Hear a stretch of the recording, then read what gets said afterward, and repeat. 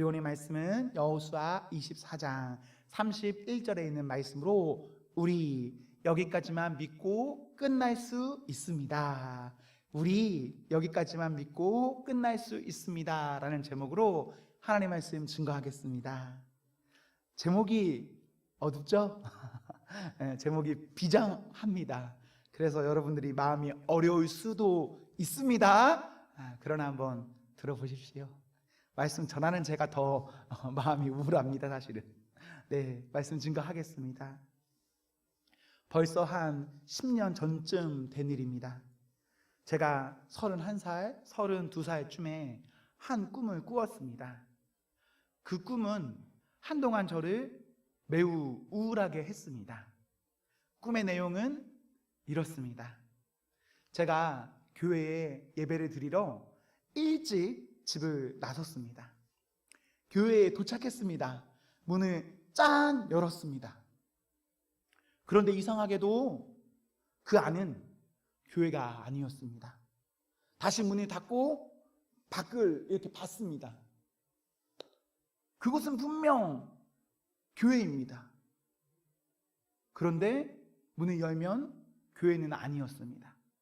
안 되겠다 싶어서 다른 교회를 찾았습니다. 문을 열었습니다. 그런데 그것도 교회가 아니었습니다. 그렇게 저는 교회를 헤매이고 예배 시간이 다 되어가는데도 교회를 찾지 못했습니다.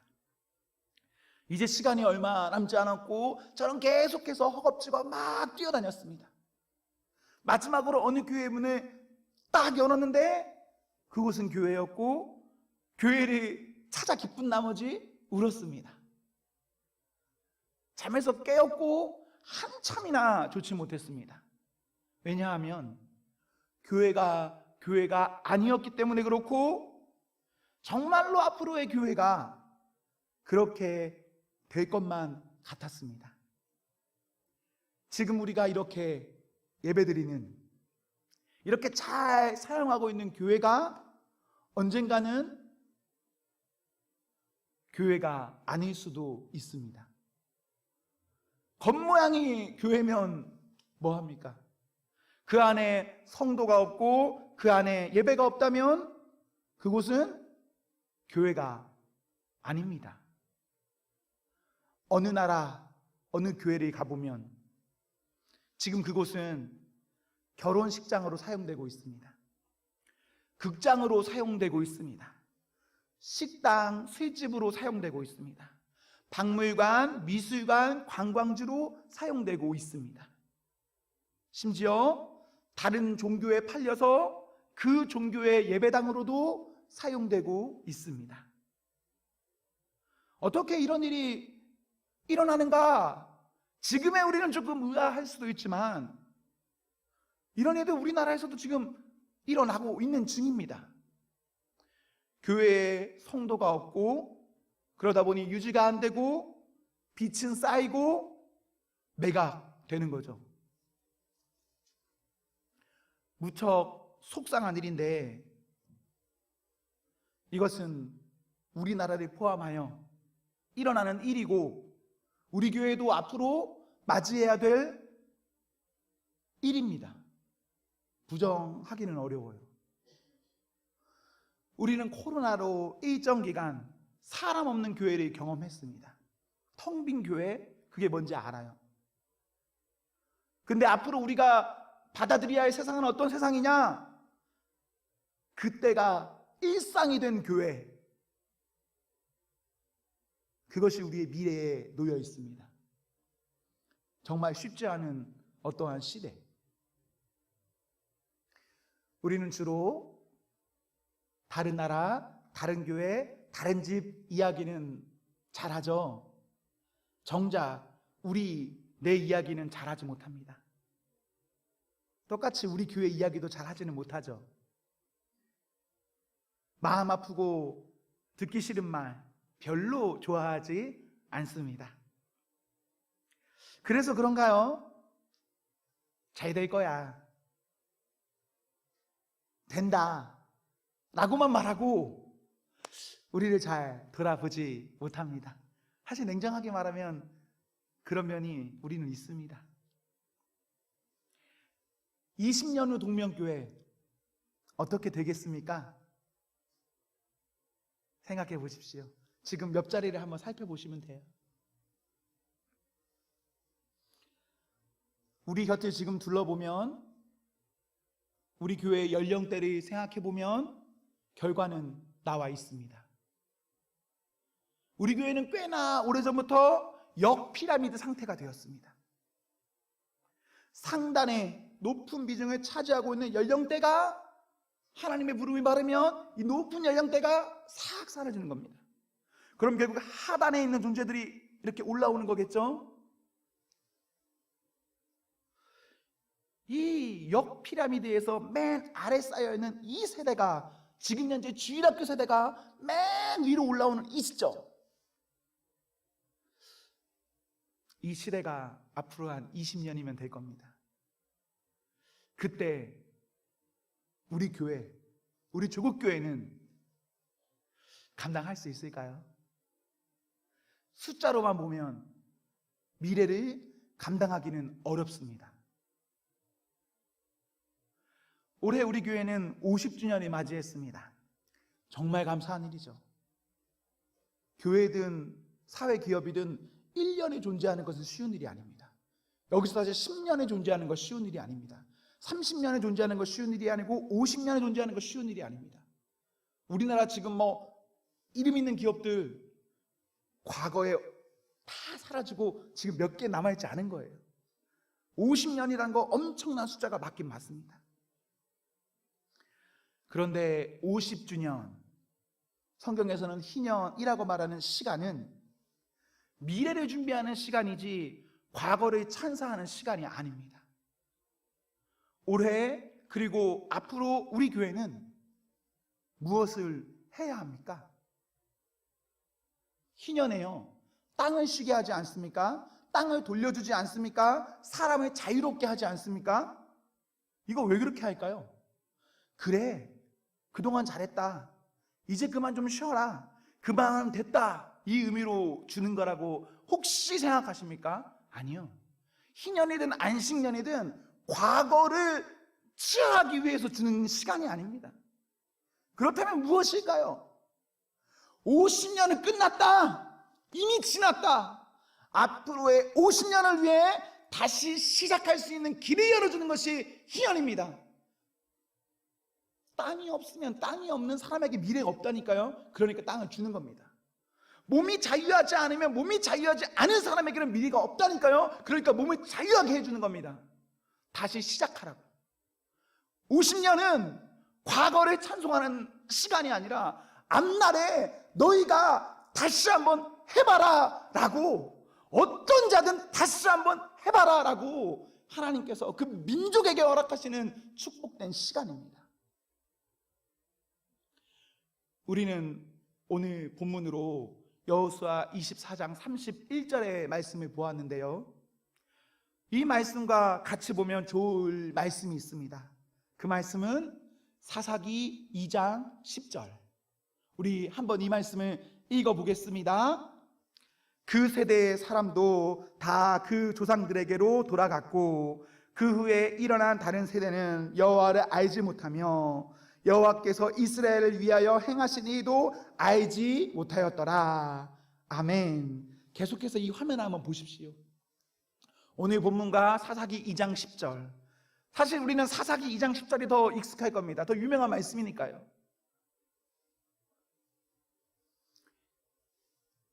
눈으로 보세요. 똑같은 말씀입니다. 내용이 똑같아요.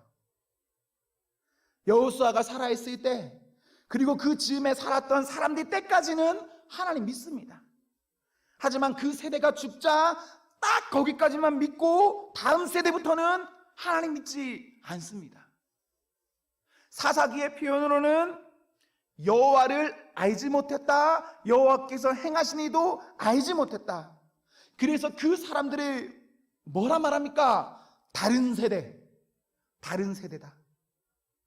내가 여기 있고 내 자녀가 있고 또 그 자녀가 있다면 뭐라고 불러야 될까요? 다음 세대라고 불러야 되는 거죠. 다음. 그런데 성경은 이스라엘 민족을 놓고는 다음 세대가 아니라 다른 세대다, 다른 종족이다 라고 보는 겁니다. 내 자녀임에도 불구하고 내 자녀가 아닌 시대, 그런 시대의 세대가 되어버렸습니다. 우리는 많은 경우에 이런 말을 합니다. 특별히 믿는 문제를 가지고 뭐라고 말하냐면, 믿음은 내 마음대로 되지 않는다, 부모도 못한다, 신앙은 다 각자다 라고 말을 합니다. 이 말은 맞는 말이면서도 맞는 말이 아닙니다. 한 절반쯤 맞아요. 우리는 우리 다음 세대에게요, 그 세대가 믿게 할 수는 없습니다. 하지만 그 세대에게 오늘 본문을 보시면 여호와께서 이스라엘을 위하여 행하신 모든 일을 가르칠 수는 있습니다. 가르치면 어떻게 됩니까? 그 일을 아는 사람은 여호와를 섬깁니다. 내가 그를 믿게 할 수는 없지만 그를 가르칠 수는 있어요. 우리의 자녀들을 내가 천재로 만들 수는 없지만 그 아이의 미래를 바라면서 그 아이를 통해 최선을 다할 수는 있습니다. 우리 자녀들에게는 그렇게 하지요. 여호와 앞에서는 믿음은 각자다라고 말하는데, 그 믿음은 각자라고 말하는 것 앞에서 우리는 진짜 믿음이 각자입니까? 각자죠. 그런데 우리가 진짜 가르치고 있습니까? 열심히. 사사기 2장 10절을 보시면 여호와를 알지 못하며와 여호와께서 이스라엘을 위하여 행하신 일도 알지 못하였더라가 분리되어 있습니다. 하나님을 알지 못할 수 있어요. 믿지 않았어 못할 수도 있습니다. 이것은 우리의 영역이 아니라 말할 수도 있는 겁니다. 그렇다고 손 놓고 있다면 되는 겁니까? 아니요. 우리가 할 수 있는 부분이 있는 겁니다. 그것은 이 성경을 가르칠 수 있습니다. 그 다음은 하나님께서 하시는 거죠. 믿는 건 우리가 못한다니까요. 하지만 그 다음은 하나님께서 하시는 겁니다. 문맥상 가르침 받은 세대는 다른 세대라 불리지 않습니다. 하나님께서는 믿지 않는 사람과 가르침 받지 않은 세대를 가지고 뭐라고 하세요? 그럼 우리가 가르친다면 어떻게 될까요? 그들이 믿는 건 모르겠고 일단 가르친다면요, 우리 아이는 주일학교 잘 다녔습니다. 교회에서 일주일에 1시간 예배 드리면 그 가르친 거 아닙니다. 학교에서 일주일에 몇 시간 배우는데요. 그런데 교회 일주일에 한 번 와가지고 또 학교 시험 기간에는 또 심지어 안 와. 내가 놀러 가야 되는 날도 심지어 안 와요. 이런저런 시간 다 빼고 일주일에 1시간 겨우 드려도 막 잘했다 하는데 일주일에 1시간 이거 가르치는 게 아닙니다. 오늘 제목, 우리 여기까지만 믿고 끝날 수 있습니다. 어두운 이야기지만 현실은 그렇습니다. 이거 부정할 수 없어요. 현실은 그래요. 이 현실을 극복, 돌파해야 하는 게 우리의 기도와 과제입니다. 저는 이 예배당이요, 제가 하나님 앞에 부름 받아서 이곳에 없더라도 이곳에서 우리 다음 세대가 예배 드렸으면 좋겠습니다. 이곳에서 찬양 드렸으면 좋겠습니다. 그 꿈이 있어요. 그러기 위해서는 우리 기도해야 하고 현실이라고 생각할 수밖에 없는 이 문제를 잘 풀어내야 합니다. 어떻게 하면 됩니까? 저는 이렇게 생각합니다. 우리가 우리 가정에서 하는 정도로만 하면 교회 100% 된다. 우리가 우리 가정에서 우리 자녀에게 하는 대로만 하면 100% 된다. 조금 구체적으로 말하면 먼저는 우리의 내면이 변해야 합니다. 우리 가정에 있는 내 아이, 그 아이는요, 소중하고 귀하고 예쁘고 착하고 좋고 뭐 그렇죠. 내 아들, 딸, 내 손자, 손녀 뭐 그렇지 않습니까? 내 아이를 보는 것처럼 교회 아이들을 보시면 됩니다. 사실 냉정하게 말하면 여러분의 자녀도 예쁠까요? 남이 봐도 예쁠까요? 남이 봐도 귀할까요? 남이 봐도 막 잘나고 그럴까요? 별로 그렇지 않습니다. 남이 보면 남의 자식 별로 뭐 그거 없어요. 내 새끼니까 예쁜 겁니다. 내 새끼를 보는 것처럼 교회 아이들 보면 됩니다. 내 아이들 내 눈에는 예쁘죠. 그래서 그 아이를 위해서 최선을 다하죠. 축복하죠. 기대하죠. 격려하죠. 기도하죠. 진짜 그 아이가 잘 될 것이라고 우리 믿지 않습니까? 내 아이는, 다른 아이는 모르겠고 적어도 내 아이는 그렇게 교회 아이들을 사랑으로 바라봐 주시면 됩니다. 넌 된다. 넌 예쁘다. 내 새끼만이 아니라 내 새끼를 향한 내 마음을 우리 교회 아이들한테 해주면 됩니다. 이것이 내면이라면 두 번째로는 우리의 외면이 변해야 합니다. 제가 이렇게 여러분들이 보고 있으면 여러분들은 아주 수수합니다. 그냥 평범해요. 심지어 어떤 분들은 매우 절약하는 것 같습니다. 반면 여러분들의 자녀는 어떨까요? 나는 나이키 못 신어도 아이들은, 나는 최신 핸드폰 못 써도 아이들은, 나는 아파트에 안 살아도 아이들은, 나는 싸구려 밥 한 끼도 제대로 안 사 먹어도 아이들은 어떻게 하죠? 다르죠? 다릅니다. 우리가 우리의 자녀를 위해 엄청나게 사용하지 않으십니까? 나한테 사용하는 거 비교했을 때 우리 아이들은 말도 안 될 만큼 쏟아붓습니다. 집안 지출 한번 여러분 점검해 보십시오. 내가 장담합니다. 아무리 가난한 집안도 가난한 집안이라 해도 아이들한테 쓰는 것은 비교할 수 없을 만큼 씁니다. 그런데 이게 교회로 오면 어떻게 됩니까? 작년부에 헌금과 봉사로 교회는 유지됩니다. 그래서 그럴까요? 대부분의 교회가 그런데 아이들을 위해 일반 가정에서처럼 돈 못 씁니다. 있어도 못 씁니다. 돈이 없어서 못 쓰면 차라리 나아요. 근데 있어도 못 쓰는 게 현실입니다. 우리 가정에서는 없어도 만들어서라도 쓰시죠? 아닌가요? 만들어서도 써요. 제가 봤을 때 어떤 집이요, 그 학원 보내면 안 돼요. 그 과외 보내면 안 됩니다. 여러분 자녀들 막 미래를 보면서 어디 보내시죠?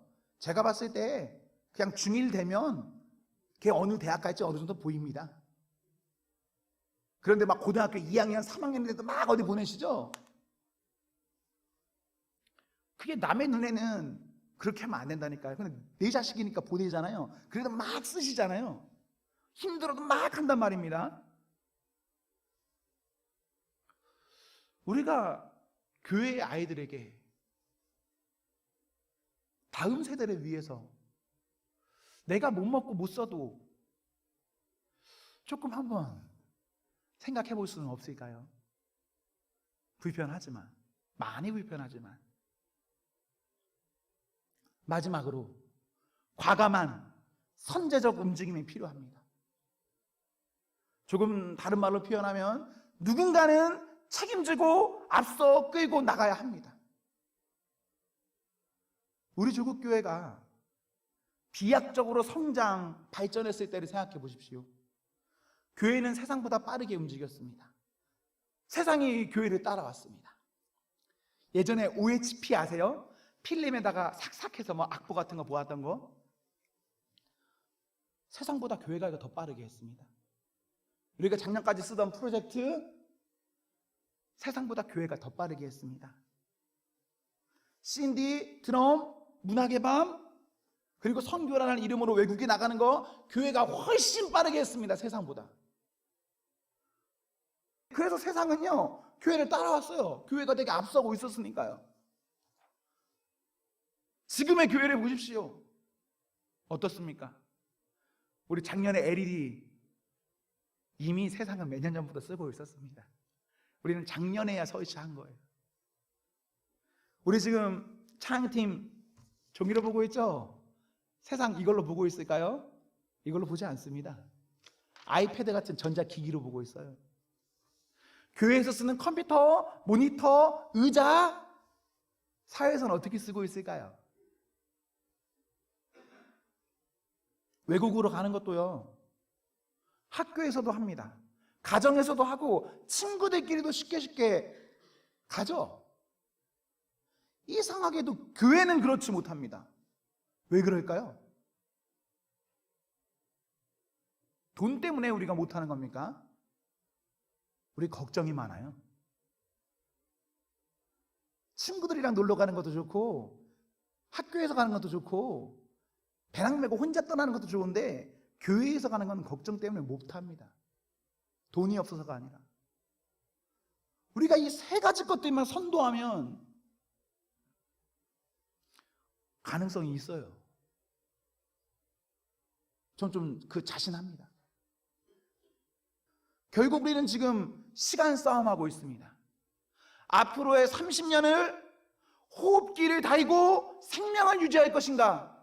아니면 우리가 우리의 자녀를 보며 생각하고 애쓰는 것처럼 불확실한 미래임에도 불구하고 쏟아부으면서 잘 될 줄로 믿고 갈 것인가? 교회라고 생각하지 말고 여러분 자녀라고 생각해 보십시오. 여러분 어떻게 할 겁니까? 겨우겨우 연명하게 하면서 그 아이들 키울 겁니까? 아니면 불확실해도 쏟아 부을 겁니까? 전 쏟아 부을 겁니다. 내 자녀라면. 그럼 교회는요? 물론 이 일은 우리 장년 성도들의 희생이 필요합니다. 이곳에 기여하는 것은 나지만 내가 못 먹고 못 써야 합니다. 내가 허리띠 졸라매야 됩니다. 내가 그렇게 살더라도 우리 자녀가 잘 살면 되는 거 아닌가요? 나는 못 먹고 못 살았지만 우리 자녀는 잘 먹고 잘 살아야 되지 않을까요? 그래서 지금 내가 돈 벌고 있는 거 아닌가요? 그래서 지금 내가 우리 아이들을 가르치고 있는 거 아닐까요? 나는 못했지만 너는, 그게 우리에게 있지 않습니까?